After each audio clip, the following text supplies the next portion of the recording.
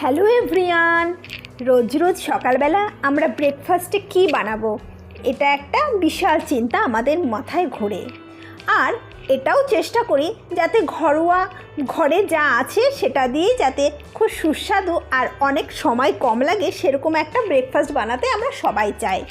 তাই আজ আমি আপনাদের কাছে নিয়ে এসেছি একটি অসাধারণ রেসিপি, যেটা স্বাস্থ্যকর তো বটেই, তার সাথে সুস্বাদুও দারুণ।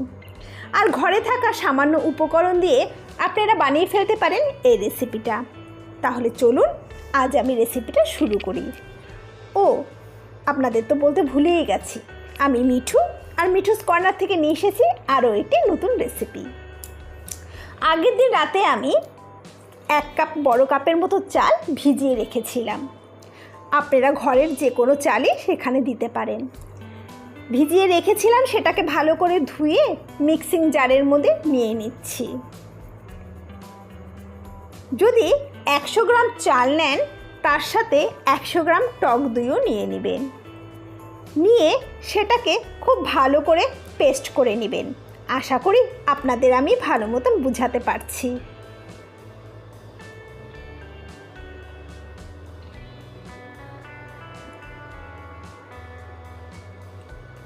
তারপরে আমি এটাকে সুন্দর করে পেস্ট করে নিলাম। নিয়ে একটি বাটির মধ্যে ঢেলে নিচ্ছি।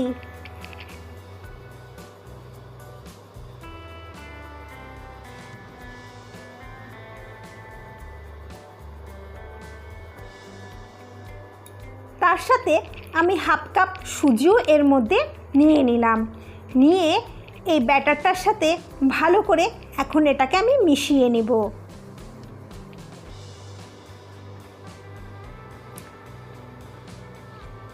বন্ধুরা, এই রেসিপিটা যেমন বানানো সহজ তেমনি খেতেও কিন্তু অসাধারণ হয়। আপনারা বাড়িতে অবশ্যই এটাকে ট্রাই করবেন আর ট্রাই করে বানাবেন এবং আমাকে কমেন্টে জানাবেন কেমন লাগলো আপনাদের খেতে।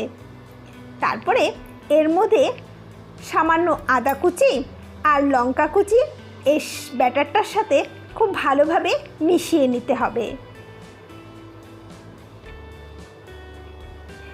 লঙ্কা কুচিটা আপনারা যেমনি ঝাল খান সেই হিসেবেই লঙ্কা কুচিটা দিবেন, আর আদা কুচিটা সামান্য দিবেন।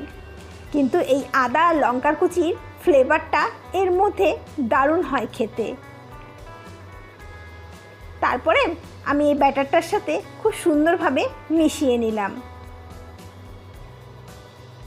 তারপরে আর একটু জলও এর মধ্যে দিয়ে দিলাম। আর এটার ঘনত্বটা এমন হবে যাতে খুব ভারীও না হয় আবার খুব পাতলাও না হয়, ঠিক এমন হবে। আপনাদের আমি বুঝাতে পারলাম তো? দেখুন ঘনত্বটা দেখে বুঝতে পারছেন তো কীরকম হবে ঘনত্বটা? এমনই হবে। কেন কি সুজি একটু ফোলে, আর এটাকে আমি এখন ঢেকে রাখবো, তাহলে কিছুটা ফুলে যাবে।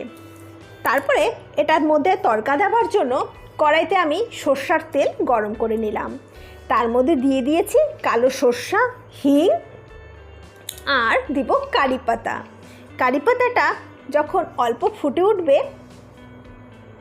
তখনই আমি এই তড়কাটা সেই ব্যাটারটার মধ্যে ঢেলে মিশিয়ে দিব।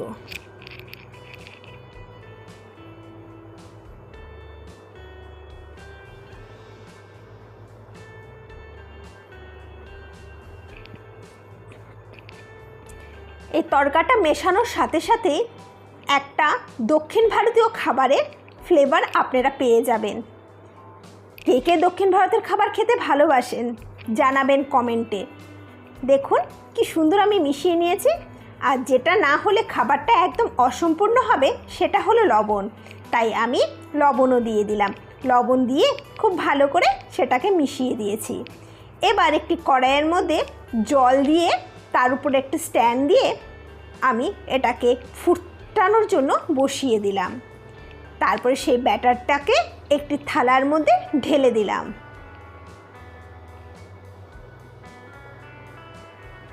এদিকে দেখুন কড়াইয়ের জলটি ফুটতে শুরু করে দিয়েছে।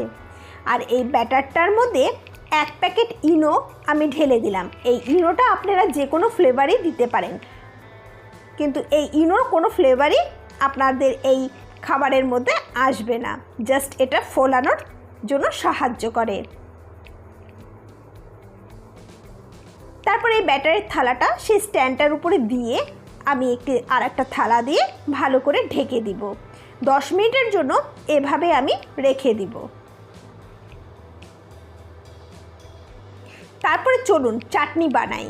এর জন্য আমার লাগবে ছোলা ভাজা আর বাদাম ভাজা, আর আদা লাগবে, তার সাথে কাঁচা লঙ্কা আর সামান্য জিরে।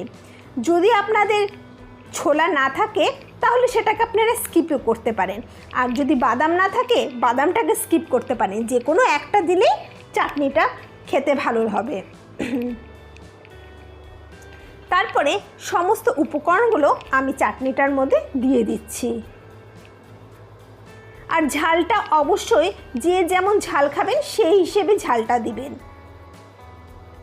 কেউ যদি বেশি ঝাল খেতে ভালোবাসেন তাহলে লঙ্কার পরিমাণটা একটু বাড়িয়ে দিবেন, আর যদি কেউ কম ঝাল খান সে কম লঙ্কা দিবেন।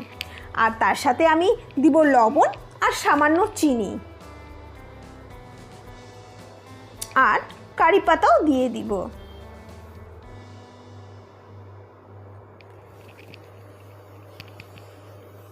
বন্ধুরা, চাটনিটা খেতে কিন্তু অসাধারণ টেস্ট হয়।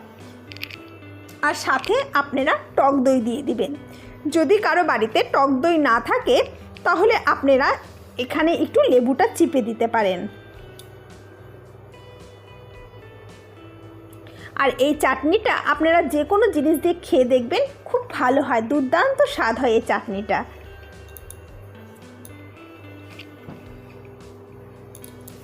তারপর এর মধ্যে সামান্য জল দিয়ে এটাকে আমি ভালো করে পেস্ট করে নেব।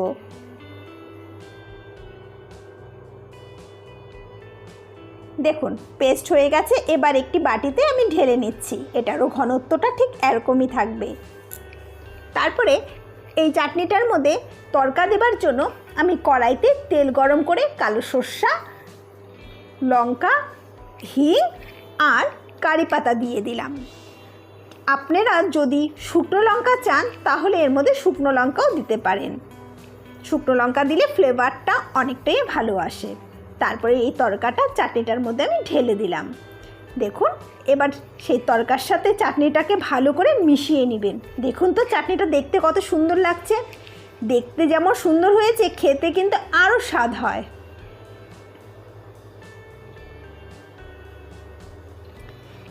চাটনি তো আমার হয়ে গেল। এবার চলুন দেখি যেটা বসিয়েছি সেটা হলো কি না। দেখুন একটা চামচ ঢুকিয়ে আমি দেখছি গায়ের মধ্যে আর লেগে নেই। তার মধ্যে এটা আমার বানানো কমপ্লিট। এবার থালাটাকে আমি নামিয়ে কিছুক্ষণের জন্য ঠান্ডা করতে দিব। ঠান্ডা না হলে কিন্তু এটা উঠবে না, এর জন্য একটু ঠান্ডা করতে দিতে হবে। এটাকে ঠান্ডা করতে দিয়ে আপনি অন্য কাজও করে আসতে পারেন। বেশি না, 10 মিনিটের মধ্যেই ঠান্ডা হয়ে যায়। দেখুন এটা আমার মোটামুটি ঠান্ডা হয়ে গেছে। এবার একটি বড় থালার মধ্যে এটাকে আমি উল্টে দিচ্ছি। উল্টানোর পর হাত দিয়ে একটু চাপ দিতে হবে। দেওয়ার পর থালাটাকে উঠিয়ে নিন। দেখুন কি সুন্দর আমার হয়ে গেছে। যেমন সফট হয়েছে তেমনি খুব সুন্দরভাবে উঠেও গেছে। এবার এগুলোকে আমি পিস পিস করে কেটে নিব। আপনারা চাইলে বরফির আকারেও কাটতে পারেন, আবার চাইলে চারকোনা আকারেও কাটতে পারেন।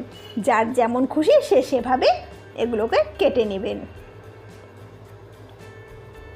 চলুন তাহলে আমিও কেটে নিই।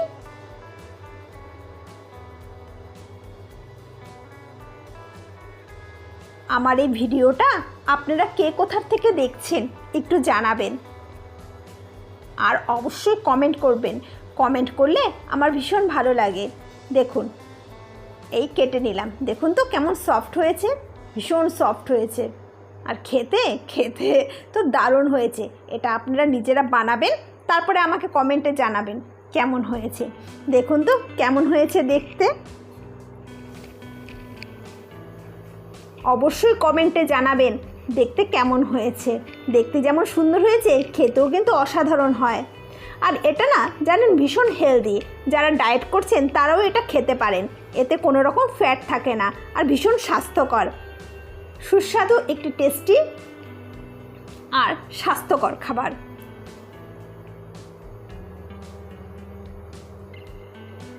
সকালে জলখাবারের জন্য এগুলো দারুণ।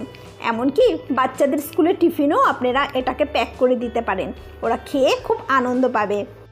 তাহলে আজকে আমার রেসিপিটা আপনাদের কেমন লাগলো অবশ্যই জানাবেন। আপনারা ভালো থাকবেন, সুস্থ থাকবেন, আর অবশ্যই আমার এই ভিডিওগুলো দেখবেন। তাহলে আজ বিদায় দিন, নেক্সট আবার দেখা হবে অন্য কোনো রেসিপি নিয়ে। নমস্কার।